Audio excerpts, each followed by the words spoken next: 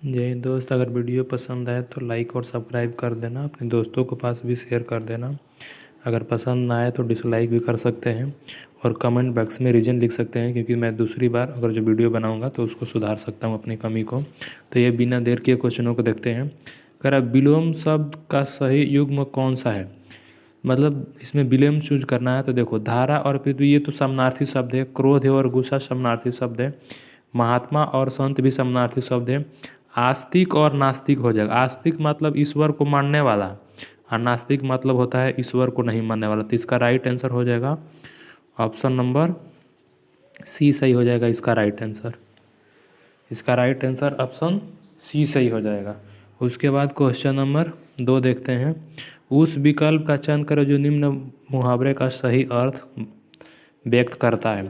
फूले झड़ना, मतलब इसका अर्थ हो जाएगा प्रिय वचन बोलना, यानी कि ऑप्शन नंबर ए सही हो जाएगा। जो पढ़ा ना जा सके वाक्यांश के लिए एक शब्द होगा तो अपठनीय होगा, आंसर इसका सी सही हो जाएगा। दिए गए शब्दों का समानार्थी शब्द बताइए। हिरण का मृग हो जाएगा, इसका डी नंबर ऑप्शन हो जाएगा पर्यायवाची शब्द। समानार्थी शब्द कह रहा है, दिए गए शब्दों का समानार्थी शब्द बताइए, तो इसका हिरण हो जाएगा। सही वर्तनी वाले शब्द को चयन करें, इसमें कौन सा सही है, तो ऑप्शन नंबर ए इसमें सही है, बाकी सब में त्रुटियां हैं। उसके बाद कह रहा है कि युद्ध कराने का प्रबल इच्छा, इस वाक्य के लिए एक सार्थक शब्द बताइए। तो युत्सु हो जाता है, युत्सा हो जाता है। दिए गए शब्दों का समानार्थी शब्द चुने। झगड़ा का यानी कि द्वंद्व हो जाएगा। झगड़ा का जो आपका समानार्थी शब्द द्वंद्व हो जाएगा। खर का पर्यायवाची हो जाएगा आपका गधा हो जाएगा। खर का पर्यायवाची आपका गधा हो जाएगा। कनक कनक ते 100 गुनी मदकता अधिकाय, या खाए बहराए जग ओ पाए बोराए, इसका हो जाएगा यमक अलंकार। देखो, एक ही शब्द का बार बार जब रिपीटेशन करेगा ना तो उसमें आपका यमक अलंकार आ जाता है। तो ये बात ध्यान रखना, ट्रिक जो अगर एक ही शब्द का बार बार रिपीटेशन किया हो तो उसमें कौन सा अलंकार हो जाएगा, तो यमक। पाप करने के बाद स्वयं दंड पाने के लिए एक शब्द प्रायश्चित बोलते हैं, उसके लिए ऑप्शन नंबर बी राइट हो जाएगा। निम्न में से कौन सा तत्सम शब्द है, तत्सम शब्द, तो इसमें हो जाएगा अपशब्द जो है ना तत्सम शब्द है। व्यक्ति या स्थान या वस्तु विशेष का बोध कराने वाले शब्दों को क्या कहते हैं, तो देखो इसका ऑप्शन नंबर सी सही हो जाएगा। कह रहा है कि व्यक्ति या स्थान या वस्तु, किसी खास व्यक्ति की जिक्र करे या ना किसी खास स्थान के, तो उसमें व्यक्तिवाचक संज्ञा आती है। और किसी जाति का, मतलब जैसे अब बॉय, जैसे मैं लड़का हो गया जैसे, तो लड़का पूरा जाति का बोध करेगा ना, तो इसमें जातिवाचक संज्ञा, जैसे गर्ल्स हो गया तो ये जातिवाचक पूरा कर रहा है। जैसे नदी हो गया तो ये भी जातिवाचक संज्ञा, पहाड़ भी हो गया जातिवाचक संज्ञा। इसी में अगर किसी उसका नाम रख देना तो वो आपका व्यक्तिवाचक संज्ञा हो जाएगा। यहाँ देखते हैं हम, वर्तनी की दृष्टि से शुद्ध शब्द कौन सा है, तो बुनियादी इसमें शुद्ध है, बाकी सब अशुद्ध है। निम्नलिखित प्रत्येक शब्दों के लिए उनके नीचे दिए गए विकल्पों में से प्रत्येक समास छांटिए। जितेंद्रिय, इसमें आपका बहुब्रीहि समास हो जाएगा। देखो, बहुब्रीहि समास इसलिए इसको मारे क्योंकि देखो बहुब्रीहि समास कहता है ना कि दो शब्द मिलकर तो वो शब्द बना हो और एक तीसरा अर्थ प्रकट करता हो, उसको बहुब्रीहि समास कहते हैं। द्वंद्व समास में दोनों पद जैसे कोनो प्रधान नहीं होता है, जैसे कि लाभ हानि, माता और पिता, इसमें कौन सा हो जाएगा, तो द्वंद्व समास हो जाएगा। निम्नलिखित शब्दों का प्रयुक्त संधि का चयन कीजिए, तो निश्चल, निश्चल, तो इसका जो संधि विच्छेद करेंगे ना तो निह प्लस चल हो जाएगा। तो नि जब दो को डॉट लगता है ना उसको विसर्ग बोलते हैं, तो इसमें से संधि हो जाएगी आपका विसर्ग संधि। वह खा रहा था, मैं खा रहा था, कौन सा काल है, तो इसमें अपूर्ण भूत हो जाएगा, अपूर्ण भूत काल हो जाएगा इसमें। अशुद्ध वाक्य का चयन करें, तो पहला ही अशुद्ध है, क्योंकि पूजनीय में ना पूरा जा होता है, पूजनीय, पूजनीय जो होता है ना, पूजनीय, पूजनीय ऐसे लिखाता है पूजनीय, तो पहला ही इसमें गलत है, यानी कि ऑप्शन नंबर ए सही हो जाएगा इसका। हिंदी दिवस कब मनाया जाता है, तो हिंदी दिवस 14 सितंबर को मनाया जाता है, याद रखना, हिंदी दिवस 14 सितंबर को मनाया जाता है। विकल्पों में से तत्सम शब्द का चयन करें, मतलब इसमें तत्सम शब्द कौन है, तो ऑप्शन नंबर ए राइट हो जाएगा तत्सम शब्द। शुद्ध वर्तनी वाले चयन करें तो शुरुआत ऐसे सही हो जाएगा, ऑप्शन नंबर बी सही होगा, बाकी सब गलत है। पर्यायवाची शब्द छांटिए, शत्रु का पर्यायवाची क्या हो जाएगा, तो औरी। औरी मतलब भी शत्रु होता है। लिंग की दृष्टि से पानी क्या है, तो पुल्लिंग है, याद रखना पानी क्या है, एक पुल्लिंग है, स्त्रीलिंग मत मार देना। हिंदी भाषा में वचन कितने प्रकार के होते हैं, तो 2 प्रकार, एक वचन और बहुवचन, तो नाम सुनने होंगे। तो हिंदी में कितने वचन होते हैं, तो द्विवचन। अंग अंग फूले ना समाना मुहावरे का अर्थ है, तो मतलब आनंद विभोर होना, ऑप्शन नंबर सी सही हो जाएगा। उसके बाद कह रहा सूक्ष्म का विलोम क्या हो जाएगा, तो यह स्थूल होगा, सूक्ष्म का विलोम। संकर शब्द का अर्थ क्या है, तो 2 भाषाओं के शब्दों से मिलकर बना शब्द को ही संकर शब्द कहते हैं, ऑप्शन नंबर डी सही हो जाएगा।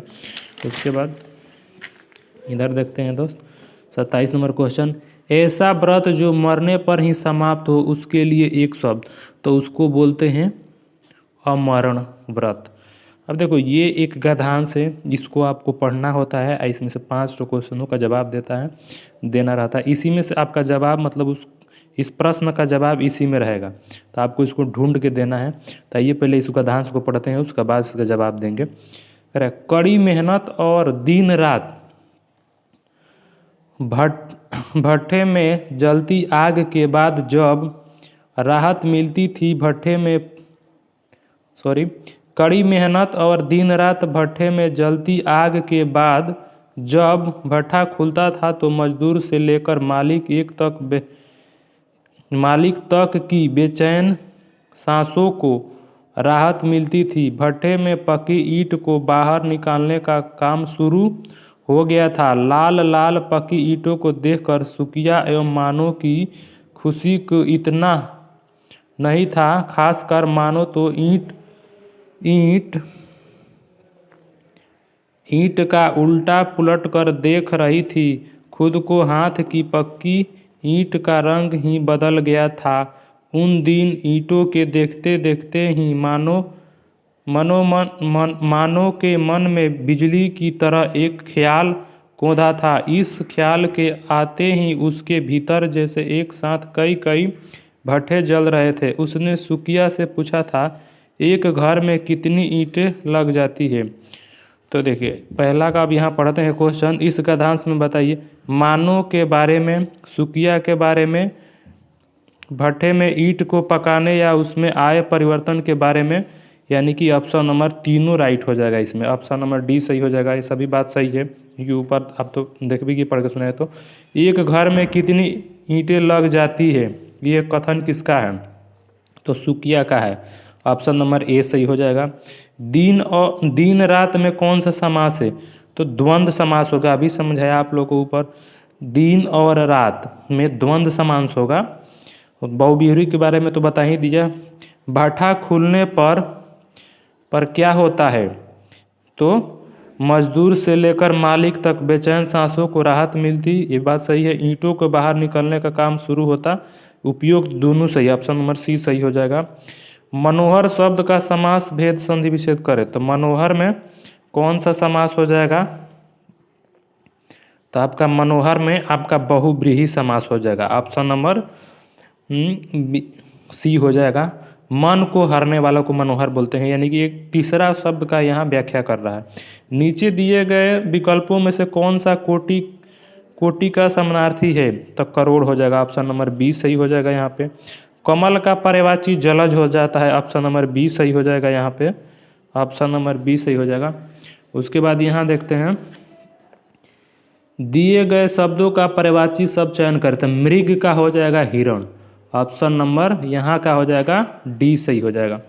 अब यहाँ जो ना यहाँ अब ये 15 ठो आपका क्वेश्चन इंग्लिश का पूछेगा। ये बिहार प्यून का ये पढ़ा अभी जो सेट करा ना, बिहार प्यून है जो निकला है भर्ती ना, उसी का सेट है।